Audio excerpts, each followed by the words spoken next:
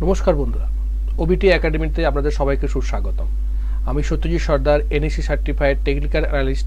আজকে রবিবার একটা নতুন ভিডিও নিয়ে আমরা চলে এসেছি এবং এই নতুন ভিডিওতে আমরা আজকে নিফটি 50 টোটাল হিস্ট্রি, মানে সেই জন্ম লগ্ন থেকে আজ অবধি মার্কেট কিভাবে মুভ দিয়েছে, কখন বটম করেছে, কখন টপ করেছে, কিভাবে টপ হয়েছে, কিভাবে বটম হয়েছে, সমস্ত বিষয়টা আজকে এই ভিডিওতে আমরা আলোচনা করব। আজকে আমরা এই রবিবারের পার্টে, যেটা আমি গতকাল ভিডিও করে বলেছিলাম যে রবিবার দিনকে আমরা টেকনিক্যাল অ্যানালিসিসের উপর গবেষণা করব।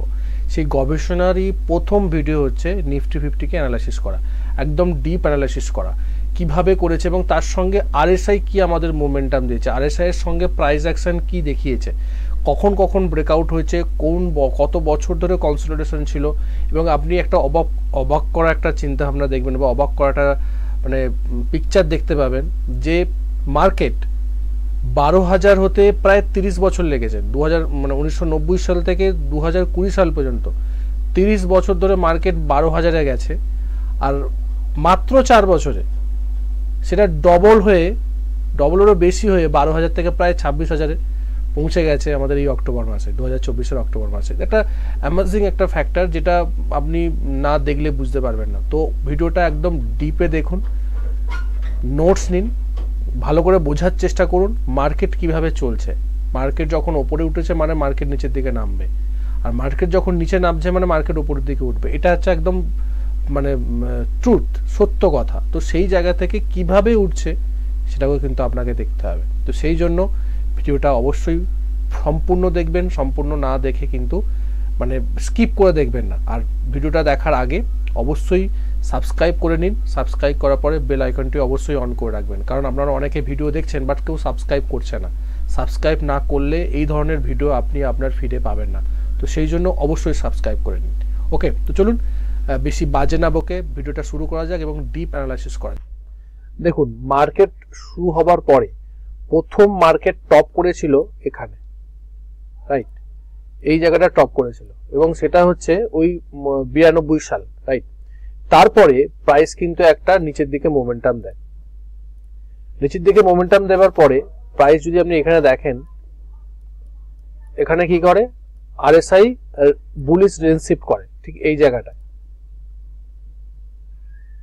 মানে এই জায়গাটায় বুলিশ রেঞ্জ শিফট করে প্রাইস কিন্তু উপরের দিকে ওঠে। দেখুন এখানে একটা বুলিশ রেঞ্জ শিফট করে কিন্তু প্রাইস উপরের দিকে ওঠে, মানে এখানে বটম করে, রাইট? এই লেভেলটাতে কিন্তু বটম করে প্রাইস কিন্তু উপরের দিকে একটা মোমেন্টাম দেয়, কিন্তু মোমেন্টামটা কিন্তু ব্রেকআউট করে উপরের দিকে যেতে পারেনি। মানে যদি আপনি এখানে এটা দেখাবার চেষ্টা করেন, এই যে লেভেলটা যে ব্রেক করে উপরের দিকে উঠে গেছে না, এটা ফলস ব্রেকআউট হয়ে প্রাইস নিচের দিকে নেমেছে। দেখুন দুবার ফলস ব্রেকআউট করেছে। কবে? 94 সালে একবার করেছে, তারপরে এখানে প্রাইস কনসলিডেট করেছে 94 সাল গোটা, মানে প্রাইস একটা রেঞ্জ বাউন্ড মার্কেট ট্রেড করে প্রাইস কিন্তু আবার নিচের দিকে নেমেছে। মানে মার্কেট টোটালি আউট পারফরমেন্স দেখিয়ে প্রাইস উপরের দিকে উঠতে পারেনি, এইভাবে নেমেছে। দেখো নেমে প্রাইস একটা টোটালি সাইডওয়েজ মার্কেট হয়ে, দেখুন সেই সময় যদি আপনি দেখেন প্রাইস একটা রেঞ্জ বাউন্ড সাপোর্ট আর রেজিস্ট্যান্স করে এখানে প্রাইস একটা ব্রেকআউট করেছে, রাইট? যদি আপনি এখানে দেখেন প্রাইস কিন্তু এই যে লেভেলটা কবে, 1999 সালে কিন্তু প্রাইস এই রেঞ্জ থেকে মুক্ত হয়েছিল, কিন্তু তাও বেশি দিন সেটা সাস্টেন করেনি। যদি আপনি দেখেন এখানে, দেখুন এখানে ব্রেকআউট হইলো প্রায় 1999 সালে, হবার পরে একটা আপ মোমেন্টাম দেখিয়েছে, রাইট? আপ মোমেন্টাম দেখিয়েছে, তারপরে কিন্তু দেখুন ফলটা দেখুন, একদম শার্প ফল নিচের দিকে নেমেছে। নেমে price lower high lower low formation করতে প্রাইস কি করছে, price lower high lower low formation করতে দেখুন price lower high lower low formation করতে প্রাইস নিচের দিকে নেমেছে। নেমে এই লেভেলে, ঠিক এই লেভেলটা যদি আমি এখানে এটা ডিলিট করি, এই লেভেলটায় দেখুন আগের যেখানে সাপোর্ট নিয়েছিল সেই সাপোর্ট লেভেলটাতে যদি আপনি দেখেন, এই জায়গাটায় এই জায়গাটায় সাপোর্ট নিয়ে প্রাইস কিন্তু আবার উপরের দিকে বাউন্স ব্যাক করেছে এবং এই এর নিচে কিন্তু প্রাইস আর নামেনি, রাইট। কবে? এটা 2001 সালে। যদি আপনি দেখেন এটা 2001 সালের কেস বলছি, 2001-এর সেপ্টেম্বর অক্টোবর নাগাদ প্রথম সেপ্টেম্বর অক্টোবর সময় করে প্রাইস এখানে বটম করে প্রাইস কিন্তু উপরের দিকে মোমেন্টাম দেখাতে শুরু করে এবং প্রাইস একটা সাইডওয়েজ মার্কেটে যাবার পরবর্তী ক্ষেত্রে প্রাইস এখানে একটা ব্রেকআউট করে উপরের দিকে। যদি আপনি ভালো করে দেখার চেষ্টা করেন দেখবেন যে এই যে হাই লেভেলটা করেছিল, যেটা 2000 সালে হাই করেছিল, সেই হাইটাকে কিন্তু একটা ব্রেক করে ফলস ব্রেকআউট করে কবে করেছিল? 2003 সালে। আবার কিন্তু প্রাইস নিচের দিকে নামে, প্রাইস কিন্তু একটা কারেকশন মুভ দেয়। এবং যদি আপনি ভালো করে এখানে একটা ক্যান্ডেলস্টিক প্যাটার্নকে দেখার চেষ্টা করেন, দেখুন এটা একটা সুন্দর বুলিশ স্পিন বার। এই ক্যান্ডেলটা এটা একটা বুলিশ স্পিন বারের একটা বড় উইক্স। দেখুন এটা একটা বিগ লোয়ার উইক্স, মানে নিচের দিকে বড় একটা উইক্স। মানে এখানে কি শো করছে? এখানে শো করছে যে প্রাইসের এখানে বায়াসটা ডোমিনেট করছে। দেখুন তারপরে কিন্তু প্রাইস এই লোয়ের নিচে কিন্তু একবারও যায়নি, মানে এটা এই যে বুলিশ স্পিন বার যাকে বলা হয় হ্যামার ক্যান্ডেল বলা হয়। যত আপনাকে আমি কিছুদিন আগে একটা ভিডিও আমি পোস্ট করেছিলাম গত সপ্তাহে, যে বলেছিলাম বুলিশ স্পিন বার কিভাবে ট্রেড করতে হয়।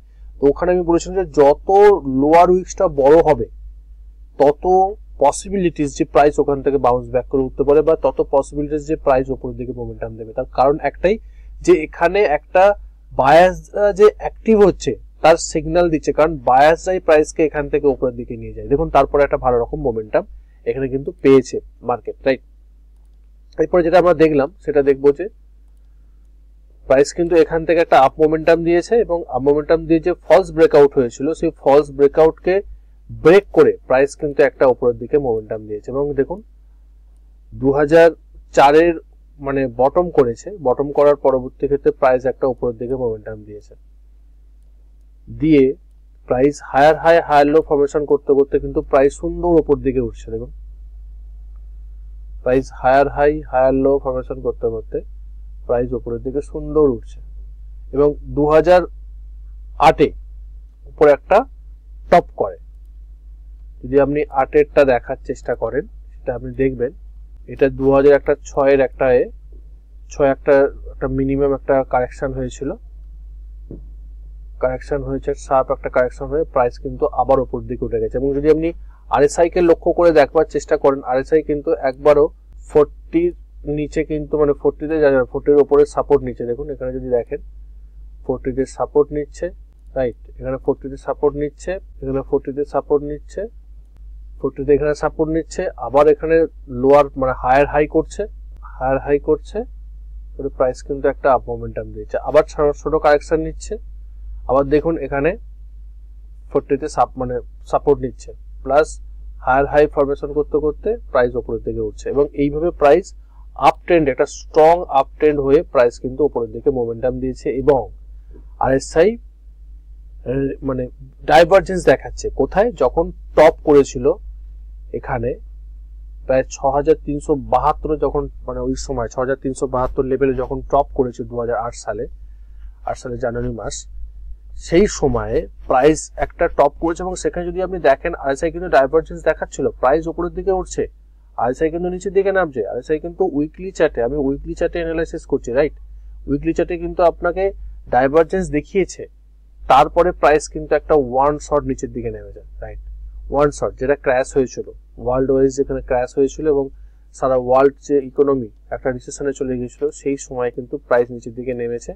নামার পর যদি দেখুন প্রায় ডিসেম্বর মাস মানে অক্টোবর মাস যদি দেখেন, যে জানুয়ারি 2008 সাল থেকে নভেম্বর পর্যন্ত মানে প্রায় 11 মাস মার্কেট কারেকশন ছিল, কারেকশন দেখিয়েছে এবং প্রাইস কি করেছে? লোয়ার লো ফরমেশন করেছে। দেখুন লোয়ার হাই লো ফরমেশন করতে করতে এখানে এই জায়গাটাতে একটা বটম করেছে। বটম করার পরে প্রাইস কিন্তু এখান থেকে একটা আপ মোমেন্টাম দিয়েছে। যদি আপনি এখানে এটাকে ফলো করবার চেষ্টা করেন, আপনি দেখবেন যে এখানটা কি করেছে, এখানে একটা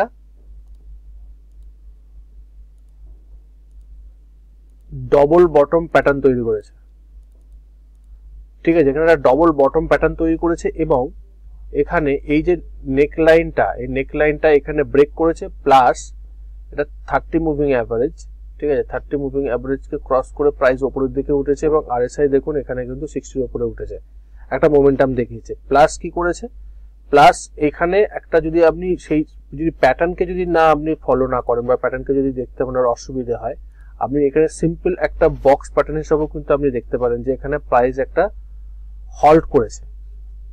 কতদিন ধরে হল্ট করেছে, যদি আপনি সেটাকে টাইমটা হরিজন্টাল দেখার চেষ্টা করেন তাহলে কিন্তু আপনি দেখতে পাবেন প্রায় অক্টোবর 2008 সাল থেকে, অক্টোবরে বটম করছে অক্টোবর 2008 সাল থেকে প্রায় মার্চ 2023 মার্চ 2009 পর্যন্ত, মানে অক্টোবর 8 থেকে মার্চ পর্যন্ত, অক্টোবর নভেম্বর 5 মাস প্রাইস একটা জায়গাতে হল্ট করেছে, প্রাইস একটা জায়গাতে কনসেন্ট্রেটেড করেছে এবং এখানে এটাকে বলা হয় অ্যাকুমুলেট করা, অ্যাকুমুলেশন করেছে এবং সেখানে যদি আপনি দেখেন দেখুন বড় বড় কিন্তু গ্রিন ক্যান্ডেল করেছে, বড় বড় গ্রিন ক্যান্ডেলের সংখ্যা বেশি। এখানে যখন প্রাইস উপরের দিকে উঠছে রিটেস্ট করে, এটাকে বলা ডবল, যদি ডবল বটম করেন, ফার্স্ট বটম তার পরবর্তী থেকে যেটা সেকেন্ড বটম, ঠিক আছে, এই সেকেন্ড বটম যখন করছে, ফার্স্ট বটম সেকেন্ড বটম করে যখন প্রাইস এখানে ব্রেক করে উপরের দিকে উঠছে, তখন একটা শার্প মোমেন্টাম কিন্তু মার্কেট দেখিয়েছে আফটার 2009 এর মার্চের পরে, রাইট,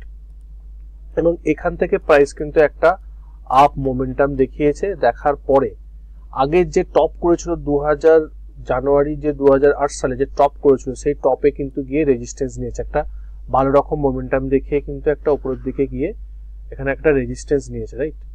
রেজিস্ট্যান্স নেবার পরে কিন্তু প্রাইস কি করেছে, প্রাইস আবার নিচের দিকে নেমেছে। যদি আপনি দেখেন প্রাইস কিন্তু আবার খানিকটা নিচের দিকে নেমেছে, কিন্তু আগের যে লোকে, এই লোটাকে কিন্তু ব্রেক করেনি, মানে এই লোকে কিন্তু ব্রেক করেনি, রাইট।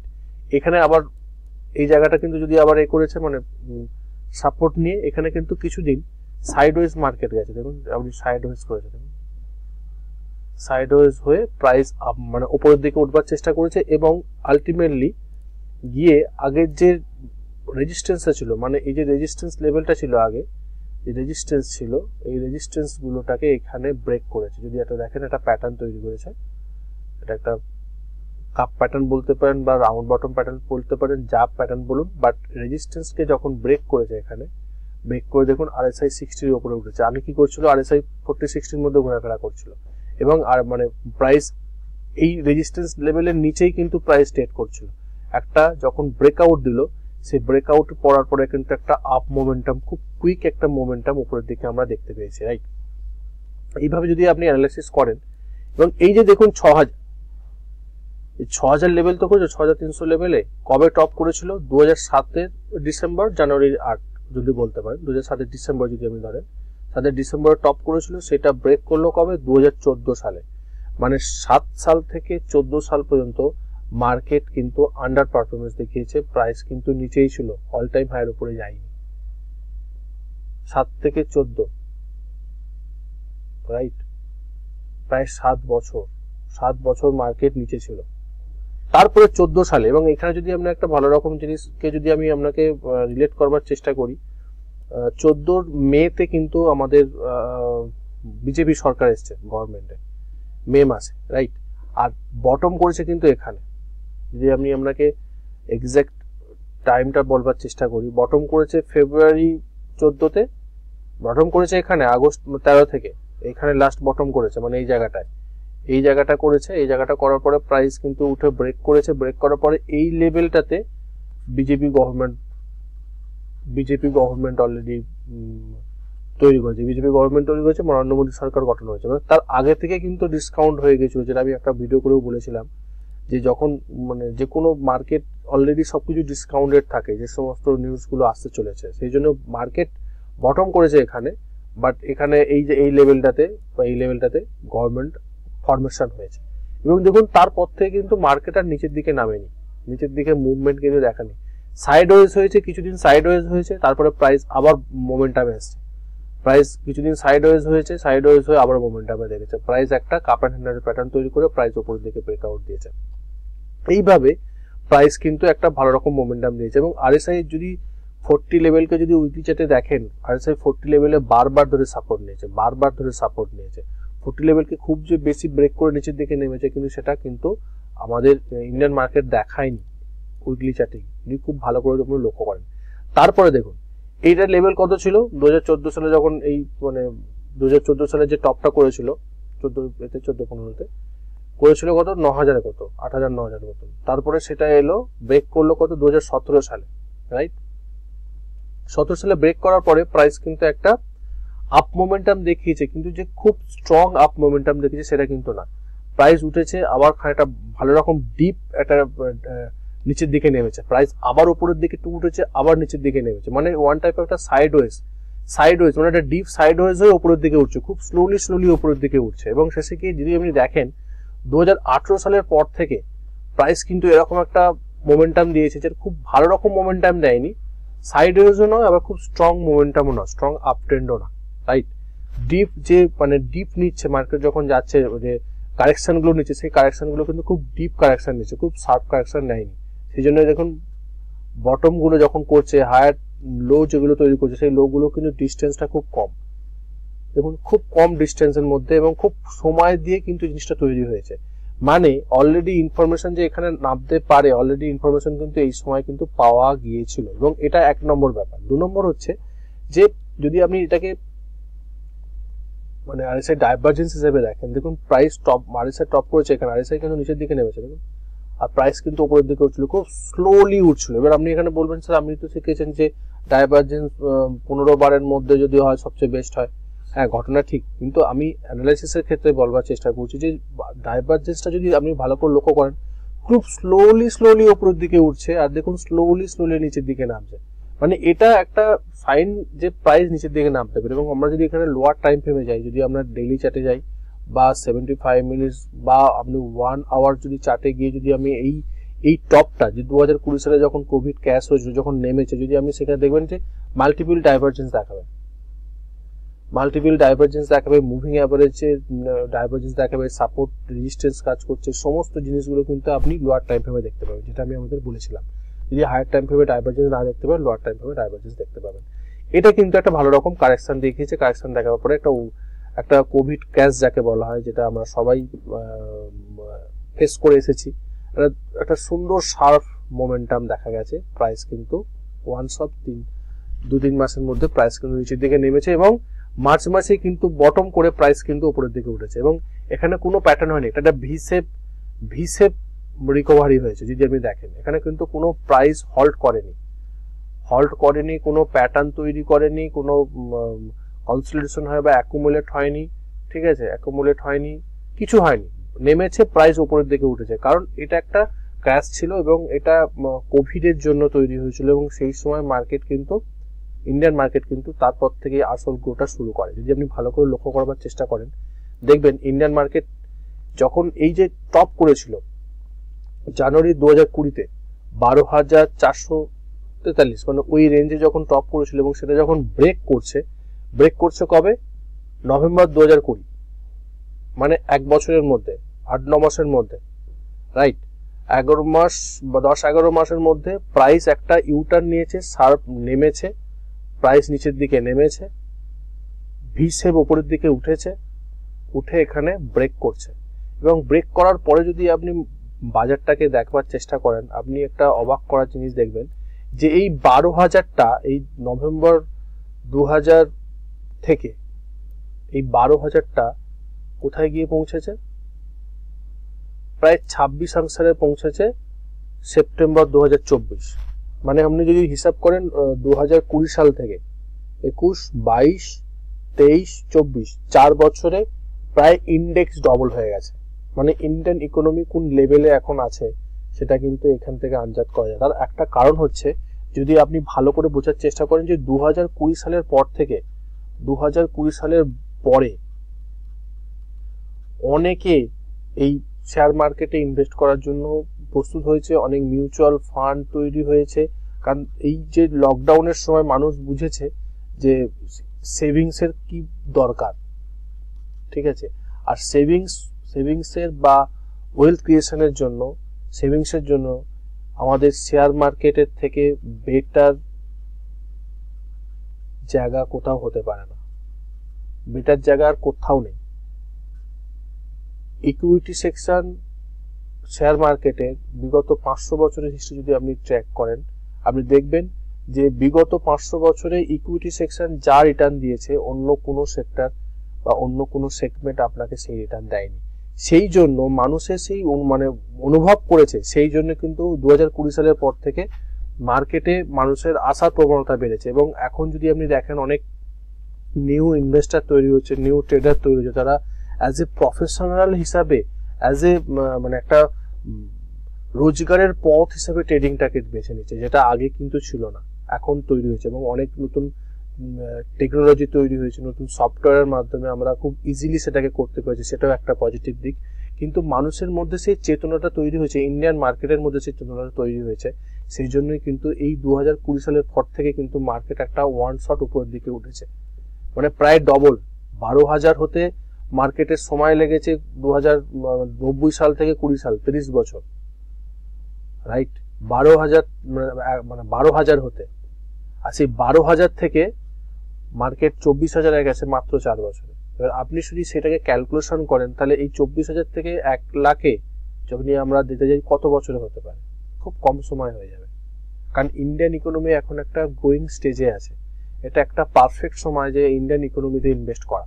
এবং এখান থেকে কিন্তু গ্রোয়িং একটা মোমেন্টাম তৈরি হচ্ছে ইন্ডিয়ান ইকোনমিতে উপরে ওঠার জন্য। যদি আপনি ভালো করে লক্ষ্য করে দেখবেন, 2008 সালে যখন ক্র্যাশ হয়েছিল, সেই সময় কিন্তু প্রায় 64% মার্কেট কারেকশন নিয়েছিল। কিন্তু সেই সময় আমাদের ইন্ডিয়ান যে ইনভেস্টররা ছিল বা ইন্ডিয়ান যে সমস্ত ফান্ড ছিল, ব্যাংক ছিল, সেখানে কিন্তু অতটা স্ট্রং ছিল না। কারণ ইন্ডিয়ান মানে ভারতীয়রা কিন্তু শেয়ার মার্কেটে বেশি ইনভেস্টমেন্ট করতো না সেই সময়। কিন্তু সেই তুলনায় আজকে কিন্তু আমাদের ইন্ডিয়ান পপুলেশন অনুযায়ী আমাদের কিন্তু বৃদ্ধি পাচ্ছে ইনভেস্টমেন্ট। সেই জন্যই মার্কেট কিন্তু খুব বেশি যে নামছে সেটা না, যদি আপনি লক্ষ্য করে দেখেন কারেকশন কিন্তু খুব বেশি নিচ্ছে সেটা না, পারফেক্ট নামছে।